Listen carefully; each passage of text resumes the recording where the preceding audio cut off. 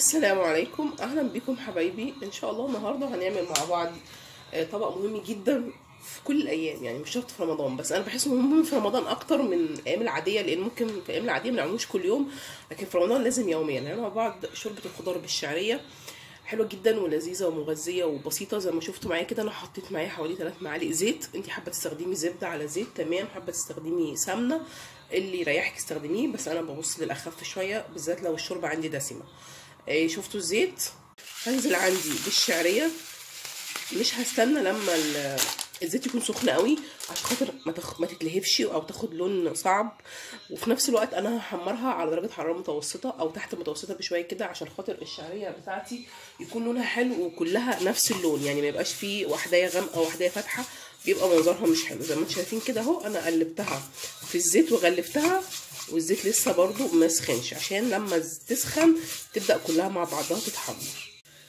زي ما انتم شايفين معايا انا شغاله على طول تقليب فيها عشان خاطر كميه الدهون عندي مش كبيره، فالتقليب دوت بيخليها كلها تتحمر وفي نفس الوقت يبقى لونها كله حلو زي ما انتم شايفين كده، كله جميل، وفي نفس الوقت برضو على نار هاديه زي ما اكدت. خلاص كده انا مجهزه عندي الخضار ومقطعاه، انا عندي بسله وعندي جزر وعندي بطاطس وعندي كوسه، وحاطه حته كده فلفل اخضر مقطعاه، حابه تحطي بروكلي فاصوليا اي نوع خضار، كرفس انت تحبيه حطيه، كل ده بيعلي القيمه الغذائيه بتاعتها. شايفين كده لونها بقى حلو اهوت.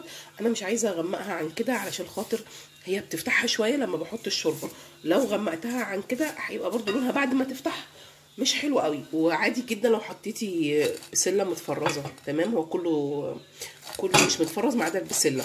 الجزر زي ما انتم شايفين مقطعاه رقيق، البطاطس عشان البطاطس دي نوعيتها حلو وبتستوي بسرعه مقطعاه تخينه شويه، والكوسه مقطعها برضو وسط لان الكوسه ما بتستحملش. هاخدها تشويحه كده مع الشعريه.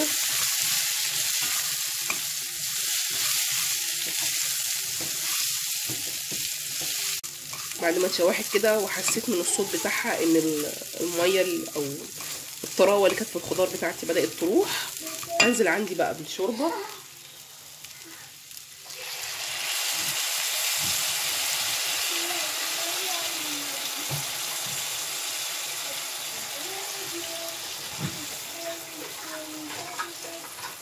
شايفين بعد ما زودت لها الشوربه، شايفين عشان الشوربه عندي دسمه ما شاء الله يعني. هحط عندي بقى حاجه بتدي طعم مختلف جدا وريحه خطيره، يمكن دي اول مره تشوفوها، انا ما شفتهاش يعني. احط معاه فص ثوم، احطه بحاله، مش هعمل فيه حاجه تمام زي ما هو كده، وعشان كده في الاخر هشيله هو بس هيطرى ويطلع الزيوت بتاعته في قلب الشوربه، هتعمل لها ريحه جميله جدا. هسيبها تاخد يعني حوالي 10 دقايق على النار. 10 دقايق ليه؟ عشان خاطر الخضار بتاعي يستوي، لكن الشعريه هي اصلا من كتمه الغطا بعد ما تستوي هتستوي، مش محتاجه اصلا الشعريه لو ما فيش خضار مش محتاجه انها تاخد لها اكتر من غلوتين على النار وخلاص، لكن عشان خاطر الخضار بتاعي يستوي هسيبها حوالي 10 دقايق او اقل من 10 دقايق برضو. انت هتشيكي على الخضار بتاعك وبعد كده املحها واطفي عليها.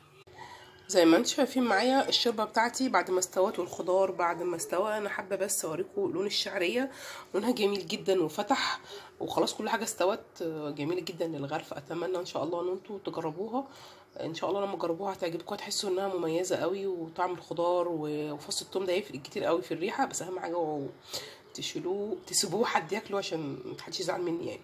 ان شاء الله لما تجربوها تعجبكم. اشوفكم على خير بقى في وصفه تكون سهله وسريعه. السلام عليكم ورحمه الله وبركاته.